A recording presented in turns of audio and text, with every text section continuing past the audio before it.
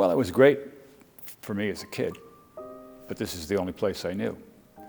And it was, I moved here with my parents, and World War II was going on.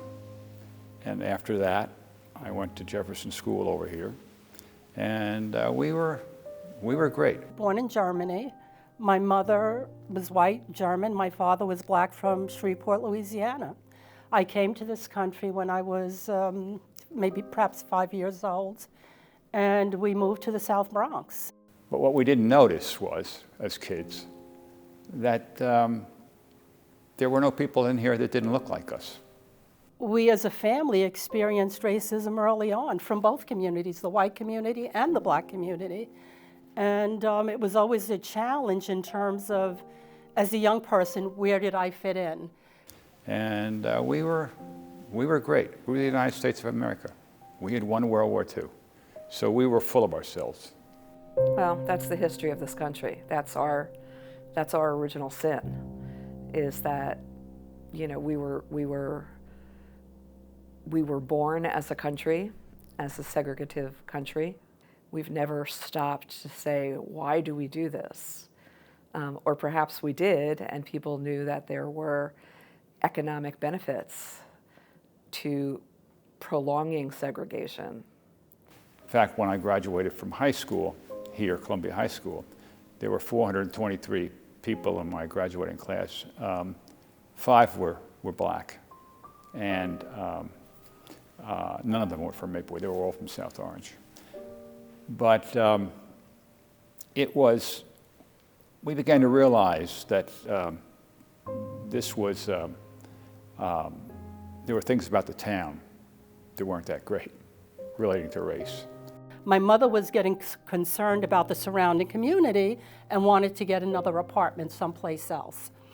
And when she went to get the apartment, she said, you know, that we weren't coming, and that my father wasn't coming. She was going to get the apartment. They said there are no Negroes in the building, and they told her that.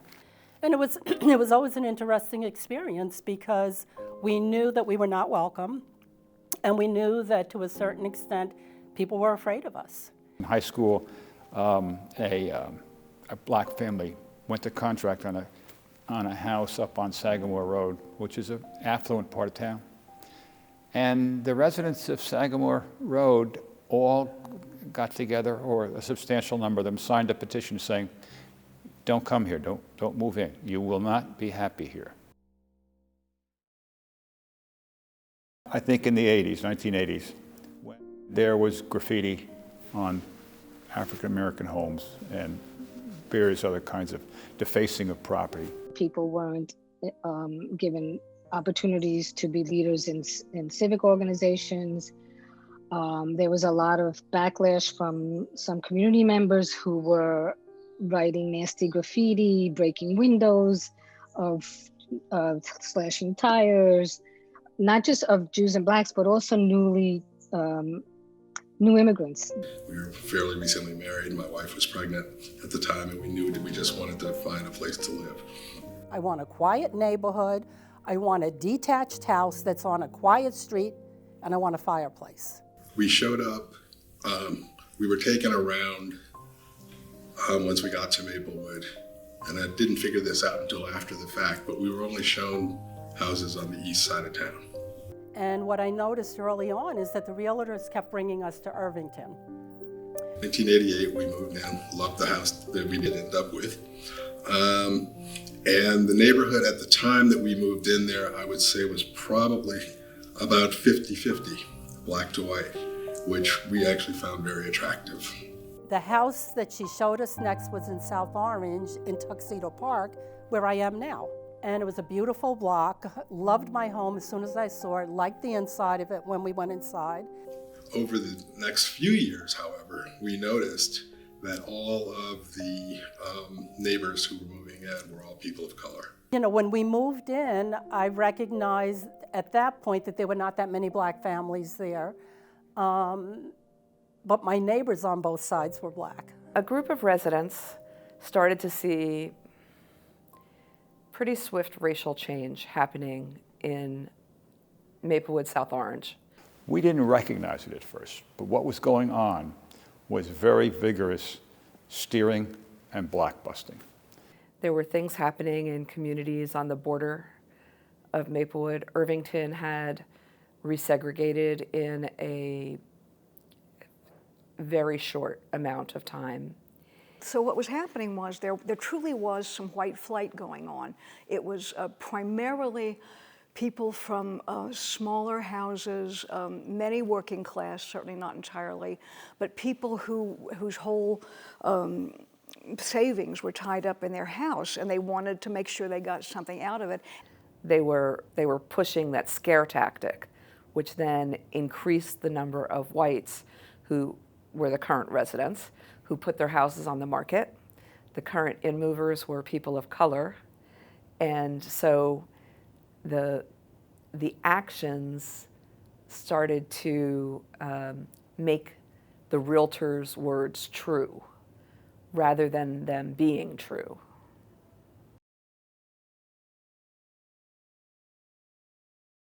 If you keep track of real estate values, you begin to say, hey, my house is not going up in value. Why is that? And they were in the towns around us, to the west of us, which were essentially all white.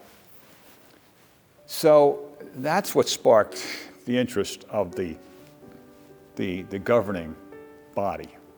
And my lawyer said to me, you know, there's a whole movement going on in Maplewood. It's all racial motivated, and to stay away from it, Bill, is going to stop you from what you want to do. What I'm really worried about is white flight. I'm kind of afraid that people will develop such antipathy that they will feel they don't want to be here anymore. We were just a bunch of people who cared about the neighborhood, about the town, were concerned about the direction which the town as a whole seemed to be going, and we wanted to see what we could do to affect change to that. There are areas where one side of an issue or a phenomena is so overbalanced by the other that you need to intentionally intervene to at least set things in the right direction.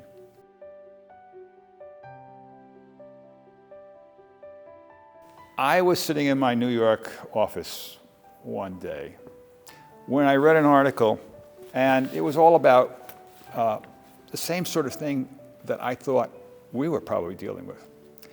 And what got my interest particularly was that they had consulted an expert by the name of Don DeMarco. There was concern about property values, concern about houses on the market in excess of the number that they're used to, and for sale signs proliferating. People were feeling that something was being done unto them, and it had a lot to do with race. Our first meeting was on October 30, 1996. These are the minutes of the meeting. I remember this meeting so well because it was at the school district building. There were different points of view, certainly, depending on whether you were white or black, as to how this should proceed. But that we then were meeting at least twice a month from then on for a long time. We adopted a common language. We adopted precepts and principles, and we hammered out words. We could spend an entire board meeting talking about what certain words meant. Coming to agreement was not a matter of a simple vote up or down. It was a process of compromise. I'm willing to say that our focus is encouraging whites to this community, but you need to understand that what I need in return is to focus on equity issues in the schools. So we pointed out that we all had one common interest, and that was to maintain the values in this town. And that, at least as a temporary measure, allowed us to move forward and attack the resegregation first. But always with the promise that we would at the same time, and later with even greater intensity, deal with the question of equity. So I think that communication with the community started prematurely in some cases. The Community Coalition was not the first community group to address fair housing, education, equity. So the coalition comes, and so now it seems like it's new that the community is now addressing housing and education in the high schools and leveling. So the community was a bit curious. I was curious myself, to be totally honest with you. Again, I just thought it was just some kind of feel-good approach, but it was, it feels good, but it's not going to pick up much traction, and before you know it, it's going to die out. So the coalition realized that there had to be other mechanisms put in place that were very visible in order to demonstrate the commitment to having a community of color find safety and value in living in Maplewood, South Orange. So the focus on schools, leadership programs to really encourage people of color to work in leadership in their neighborhoods and begin to work up the ladder. We started looking at the makeup of the police department, of the fire department. We started looking at the makeup of teachers that were being recruited to the schools, reporting to the community that makeup and putting pressure to ensure that we weren't the only ones aware of that the community was aware and the people that made the decisions were aware. That equity piece really started to be pervasive throughout the organization, visibly. So what Don did that I don't think, we certainly didn't have the resources to do. He told us how to deal with these fellas. There were testers out in the market. Real estate companies were confronted. I believe that we got some of them to change their practices, which certainly helped to address the problems that we were having. So we accumulated a lot of evidence, legally admissible evidence. But we never had to go to court with these realtors because we confronted them with it.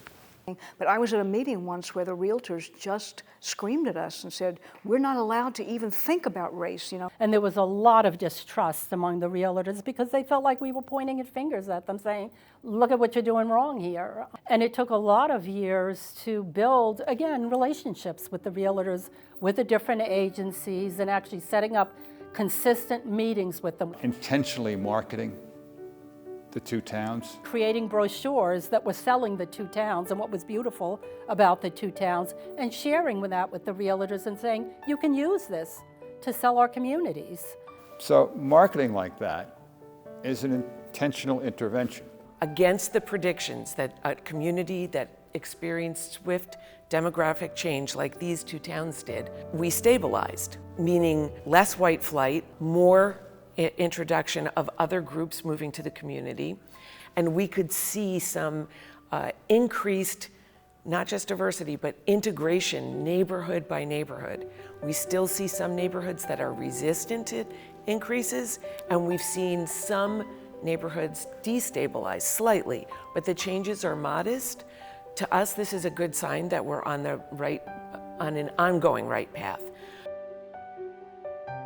Every town needs a community coalition on race. It really isn't black and white, as much as we want it to be.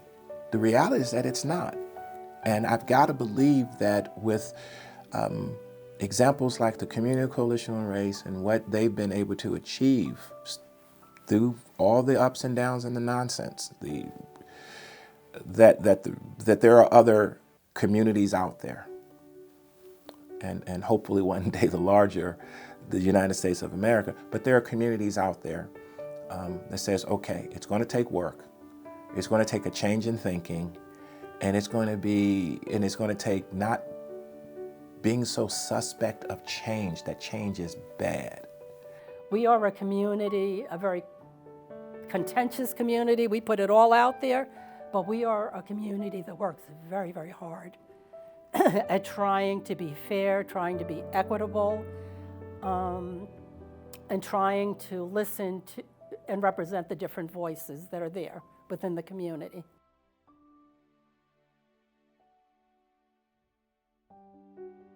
One of the first initiatives that we had as soon as we joined on was having a heart-to-heart with all the realtors. We did an education about inclusion, about affordability, about loan products, and stopping the discrimination. CCR gives us that opportunity to sit and collaborate and understand how do we make this industry better day after day. Most parents would want their kids to go to an integrated environment. They would want their kids to go to school with kids who are different from them.